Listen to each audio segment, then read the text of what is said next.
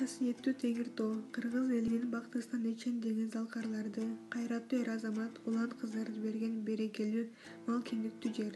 Мына ошол улуу тоонун койнунда 1860-жылы Кыргыздын дагы бир таланттуу акындарынын бири Тоголок молдо жарык дүйнөгө келген.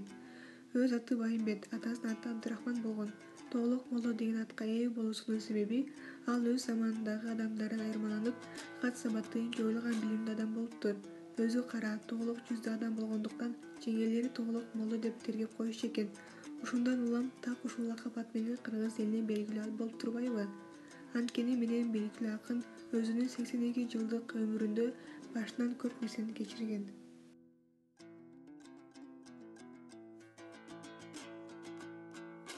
Байымбеттин рухий көрөнгөсү сөзсүз түрдө атасы Абдырахмандан уланган. Атасы өз кадырлап, элдик ооз-эки чыгармаларды чебер аткара билген өнөрпөз адам болгон. Тоголок молдонун чыгармачылыгынын калыптанышына чоң атасынын бир тууганы Музоо экенин өз доорундагы залкар манасчы Тыныбектин таасири тийген. Алардын тарбиясы менен Манас эпосу баш болгон кыргыз элинин рухий байлыгын терең өздөштүргөн. Бул тууралуу ал 18 жашка келгенде акын болдум аттанып, Манасты бүт үйрөндүм, Тыныбектен жер алып деп жазганы бар. Акындын юбилейлик даталарынан 80 жылдагы менен 100 жылдагы мамлекеттик деңгээлде белгиленген. Борбор каалабызда Тоголок молдого эстелик тургузулган.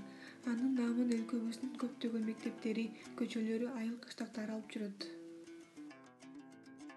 Жана ошондой эле Тоголок молдонун кыргыз валютасынын 20 сомдо сүрөтү чегерилген.